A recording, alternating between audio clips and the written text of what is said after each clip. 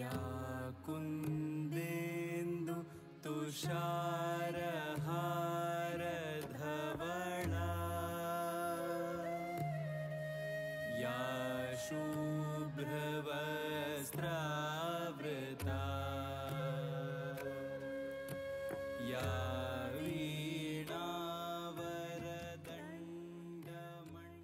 या कुन्देन्दु तुषारहार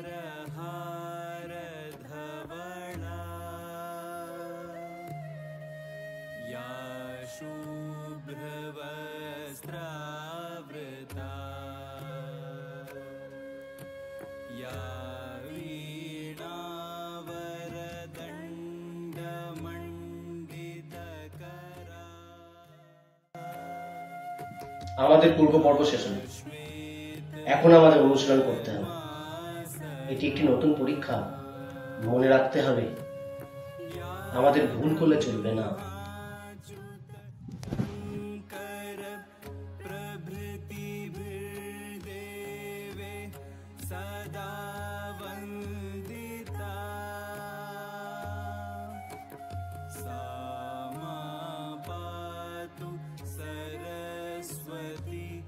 भगवती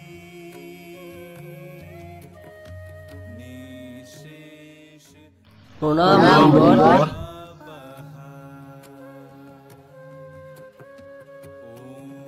সর্বদা দয়ালু হও।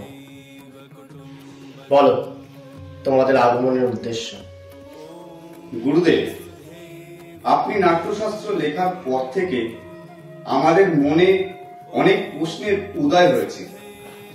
এই সব প্রশ্নের উত্তরগুলির সন্ধানে আমরা আপনার কাছে এসেছি। বলো, বিনা দ্বিধায় তোমাদের হৃদয় হওয়া প্রশ্নগুলি বলো। গুরুদেব, কিভাবে নাট্যশাস্ত্র উৎপত্তি হলো? এর উদ্দেশ্যই বা কি? তুমি খুব ভালো প্রশ্ন জিজ্ঞাসা করেছ।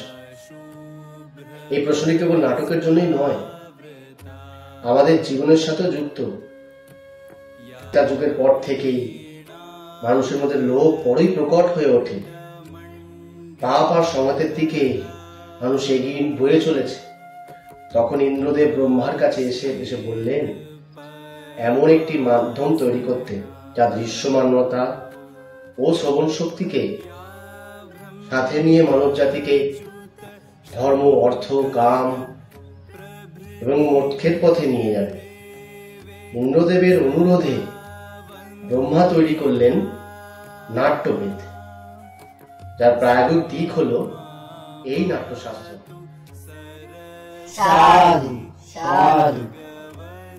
মুনিবর, আমরা তো জানি বেদ হল সকল জ্ঞানের ভান্ডার। জগতের সকল রহস্যই বেদে লুকিয়ে সুতরাং বেদগুলি আমাদের জন্য যথেষ্ট ছিল। তাহলে কেন এই নতুন বেদ সৃষ্টি হলো? নতুন বেদ সৃষ্টি করা হলো কারণ সমস্ত মানুষকে সবকিছু সহজেই বোঝানো যায়। মনে রাখতে হবে, একমাত্র নাটকের মাধ্যমে সাধারণ মানুষকে শিক্ষা এবং ধর্মের পথে এগিয়ে নিয়ে যেতে পারি। তাই এই শুভ উদ্দেশ্য অর্জন করার জন্য স্বয়ং ব্রহ্মা 4টি বেদকে এক করে নাট্যবেদ রচনা করেন। 4টি বেদের তত্ত্ব ও উপাদান নিয়ে কিভাবে নাট্যবেদ রচিত হলো গুরুদেব, আপনি একটু বিস্তারিত বলুন।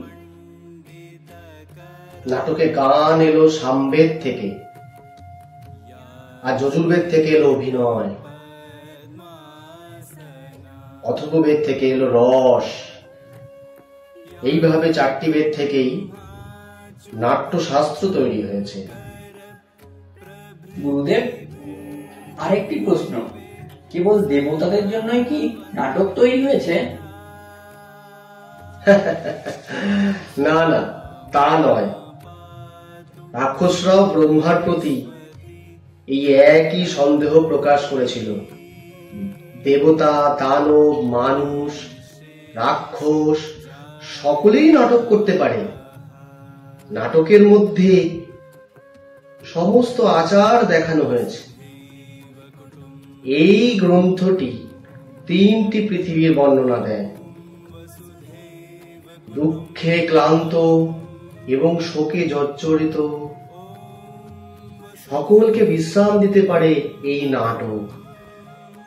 নাটকের মধ্যে সমস্ত রস, সমস্ত অনুভূতি, সমস্ত শাস্ত্র, সমস্ত শিল্পকর্ম রয়েছে। এমন কোনো জ্ঞান নেই, এমন কোনো ক্রিয়া নেই যা নাটকে দেখানো যায়। আশ্চর্য পুরো সৃষ্টি, সব লৌকিক এবং অলৌকিক ধর্ম, শিল্প সবই নাট্যকলার মধ্যে। হ্যাঁ, নাটকে সমস্ত কলা বা শিল্পে উৎস বলা যেতে পারে। নাটক হলো সমস্ত কলার সঙ্গম। নাটক একটি অদ্ভুত শিল্প।